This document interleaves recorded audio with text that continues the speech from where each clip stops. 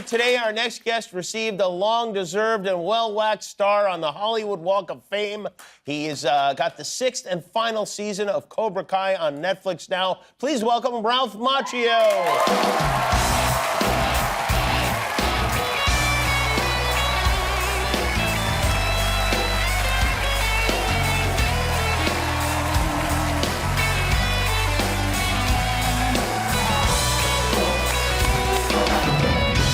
Coming in, congratulations on the star. That's a big deal, right? It is a big deal. I had my kids there, my wife was there, my parents watched from back home. It was.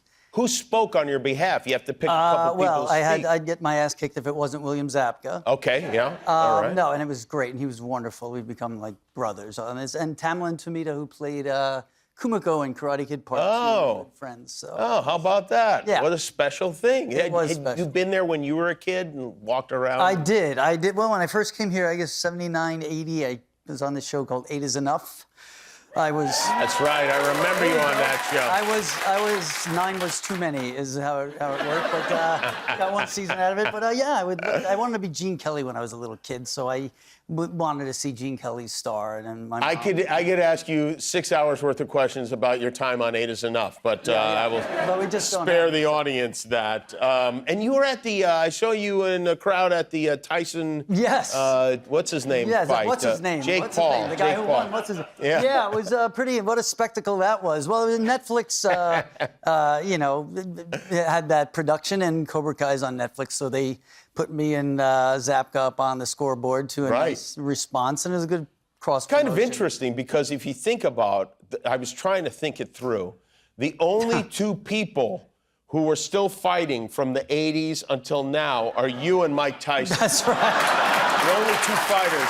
You know, the last men standing. I guess so. I got a couple years on him, but did you ever like meet Mike? I did. I met Tyson. He came to see a Broadway show I did with Robert De Niro and Burt Young called Cuba and His Teddy Bear, 1986. Oh, I actually was going to mention that. This is a photograph from that. Yeah. Mike came to see this, huh? Mike Tyson's first Broadway show was me and De Niro, and I've run into him once or twice since, and he always says, "I remember that's my first Broadway show, Cuba and His Teddy Bear."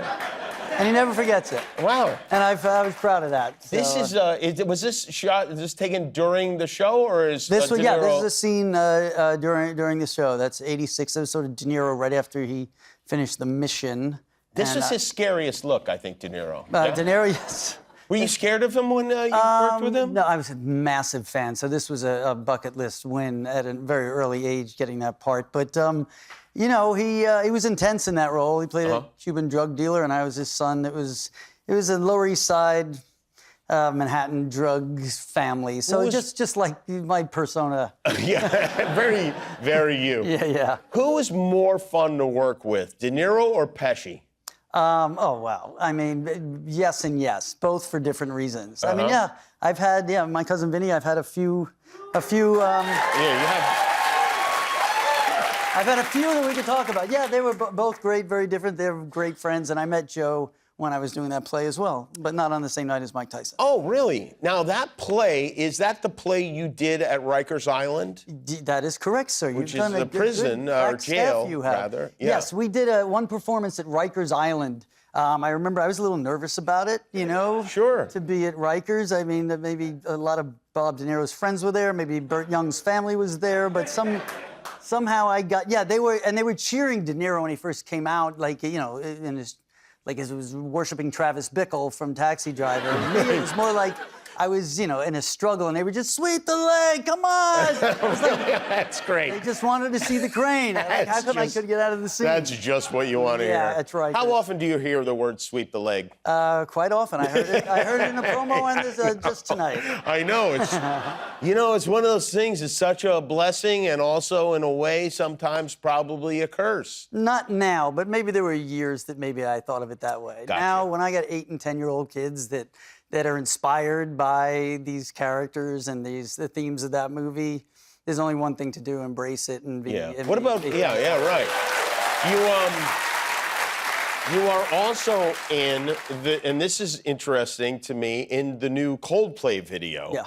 Which is called Karate Kid. How did that happen? It's just amazing. It kind of just my son said, hey, there's this video out. My friends are telling me about it. Sent me a clip of Chris Martin, lead singer, doing a version of it in Brooklyn at some pop-up event. And I thought it was a beautiful song, so I posted it, saying this is a beautiful song, this is surreal, I love this band. And next day, I'm getting a FaceTime from Chris Martin, never met him in my life. He says, I have this idea.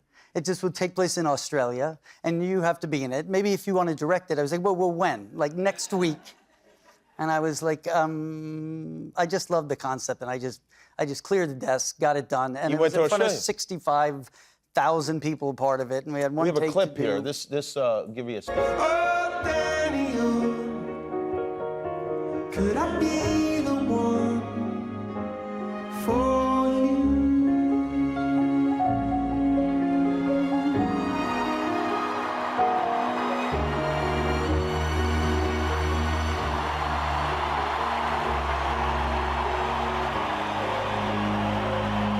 That is, I mean, that's Nuts. the crazy thing. Nuts. It's also kind of, it's almost like a ventriloquist act because Chris is singing, but his mouth isn't moving. And I'm singing. Your for him. mouth's moving. You're not necessarily singing. We did, well, the video starts out, it's all him, and then in this section of it, they kind of mixed both our voices, but it's predominantly. Have you stayed in touch with Chris? You know what? It's funny you should say that because he FaceTimed me yesterday. I was on a pre-interview with your segment producer, and I was on, and he FaceTimed me like cold. And I was like, you know, I just couldn't talk to him. And then he FaceTimed me again. And frankly, I thought this was one and done, but, you know, he's a little annoying. He's, oh, really? You know, I mean, and, Chris, I'm sure. you see what I'm talking about? He's now following you around to your appearances. Interesting. That's it. Okay. Well, I think, you know what? Chris is, I'm sure he didn't mean it when he said it was annoying. I think it's probably, what he meant to say is that he's honored by your... Honored. Listen, he's a talented kid. I think he's fantastic. I'm just thrilled to be stalked by Chris Martin in his Hachimaki headband. You know, I would suggest that maybe, whoa, you guys are making a movie. This is the final season of Cobra Kai. Yes, and then you guys are making a movie. Correct. You got to get the Karate Kid song in that that's movie. right. I mean, really. A lot of people thought that's what it was for, but it it's just just turned out to be a weird coincidence. Yeah, huh? it's inspired some kid named Chris Martin at 7 years old, and here we are. It's Well, awesome. It's I tell you what. Awesome. If you haven't seen this video, it's awesome. It is always a delight to see you. Thank you, This is the final season of Cobra Kai, part 2 of the 6th and final season. It's on Netflix now. Ralph Macchio, everybody. We'll be back with